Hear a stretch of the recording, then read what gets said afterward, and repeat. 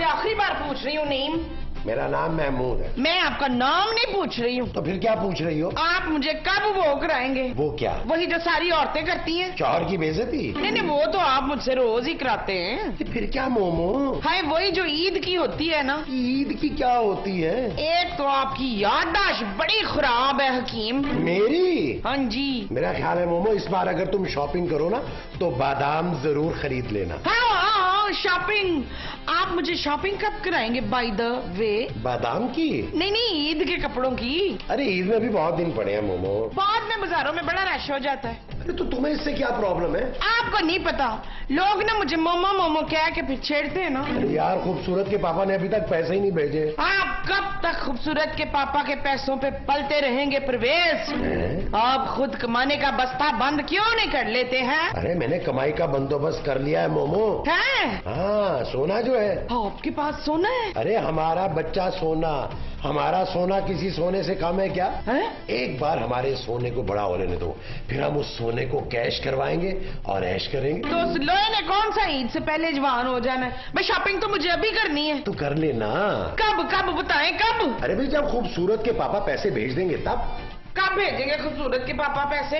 पता नहीं यार, मुझे तो खुद समझ नहीं आ रही कि पापा इतना बदल कैसे गए। पहले तो रोज फोन करते थे और अब फोन ही नहीं करते। जानू, जब से तुम्हारे पापा ने दूसरी शादी की है ना, वो तुम्हें मुंह नहीं लगा रहे। मुझे भी यही लगता है। यही होता है जानू, जब बुढ़े आदमी को जवान लड़की मिल जाए ना, बावला हो जाता है, बावला। शट अप नबील, मैं तो ये सोच रही थी कि पापा इस बार मुझे शॉपिंग के लिए ज्यादा पैसे भेजेंगे। तुम्हें अपनी पड़ी हुई है, चांदी का कौन सोचेगा? तुम तो हर महीने नए कपड़े बनाती हो।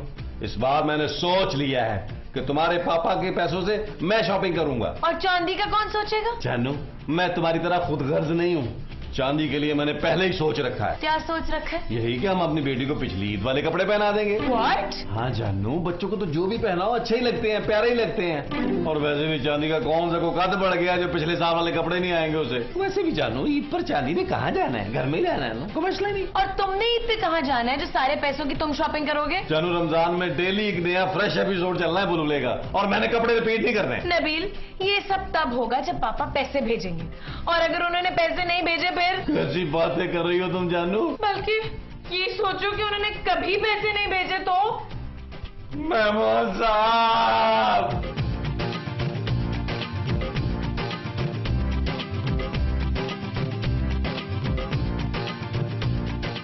महमूद साहब क्या सोच रहे हैं? यार नबील, मैं सोच रहा हूँ कि बहुत अरसा हो गया जवेद साहब ने घर में कोई पेंट नहीं करवाया। ओ महमूद साहब, जावेद साहब को छोड़ें, ये सोचे कि खूबसूरत के पापा ने अभी तक पैसे नहीं भेजे, हमारा क्या होगा? हाँ भाई खूबसूरत, तुम्हारे पापा पैसे क्यों नहीं भेज रहे भाई? हाँ बताओ ना, पता करो, आखिर उसकी बेटी को हम मुफ्त में कब तक पालेंगे? हैं? ये आप लोग क्या कह रहे हैं माँ जी? और ठीक कह रही हूँ। और हमने सोचा था कि पैसे वाला आदमी है, मेरे पुत्र को खुश रखेगा, वरना मेरे पुत्र को कौन सी कुड़ियों की कमी थी? क्या? और नहीं तो क्या, इसके लिए तो एक से एक अरबी लड़की थी। माँ जी, कुछ ज्यादा नहीं होगी? न पुत्र, अब हो गई है तो हाँ हो गई है। आप लोग मुझे ये सब क्यों सुना रहे हैं? आपसे ज्यादा दुख तो मुझे है, मेरे पापा मुझे भूल गए हैं। तो उन्हें बादाम खिलाया कर ना पुत्र। मैंने भी सोच लिया, मैं अब उनकी शक्ल भी नहीं देखूंगी और ना ही उनसे पैसे मांगूंगी। हैं? जानू, ऐसा मत कहो। क्या हुआ अगर वो घटिया आदमी है तो तुम्हारा बाप ना, शक्ल मत देखना जानू, फोन करके पैसे मंगवा लेना। हाँ, इतना तो कर ही लो। चल पुत्र, शाबाश, उठ जा जल्दी, छेती से फोन लगा। मैं उन्हें फोन भी नहीं करूंगी, सुन ले आप सब। यार नबील, अब क्या करेंगे? पूरा रमजान कैसे गुजरेगा यार? महमूद साहब चले उठे यार, अगले सीन में सोचते हैं। आए आए आजी, आ जाए।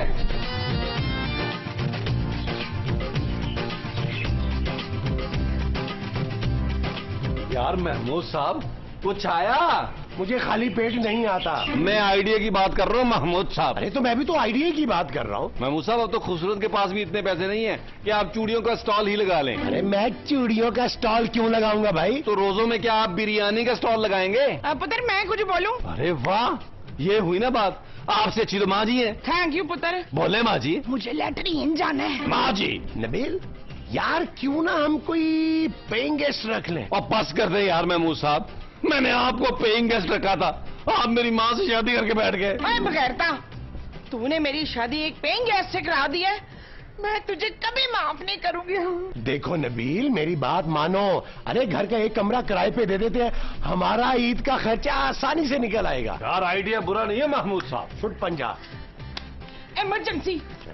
चले मैं खूबसूरत को बता के आता है।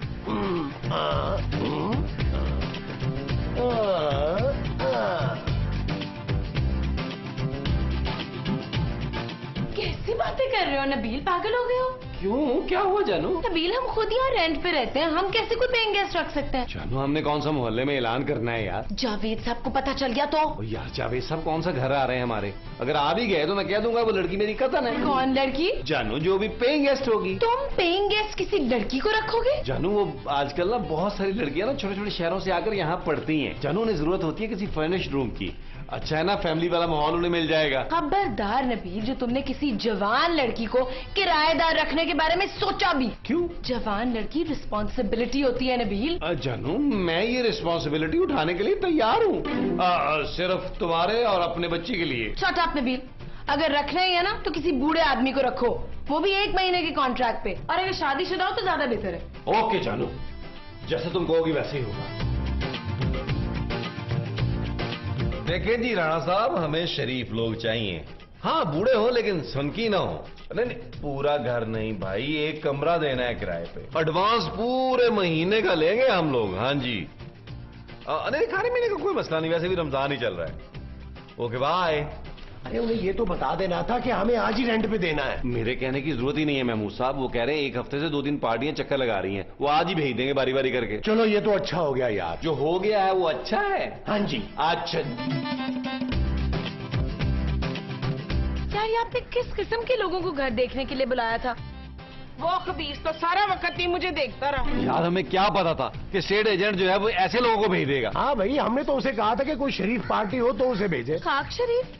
वो जो लड़का लड़की आए थे ना, मुझे लग रहा था डेट मारने आए हैं। कोई आधा घंटा बैठ के कमरे को देखता है।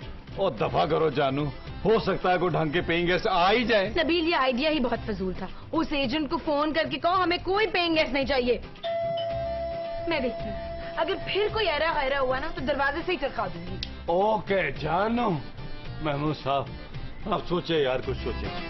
मैं भी सोचूं। जी माजी।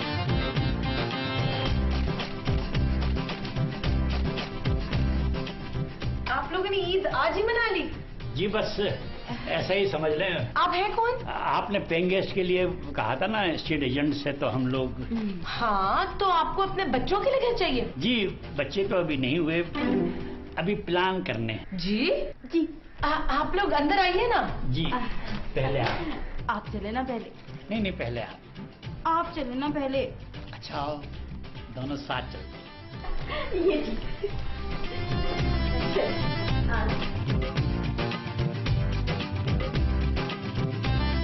लगता है महमूद साहब खुसरत ने पार्टी भगा दी है। यार नबील, ये तेरी बीवी हमें पैसे नहीं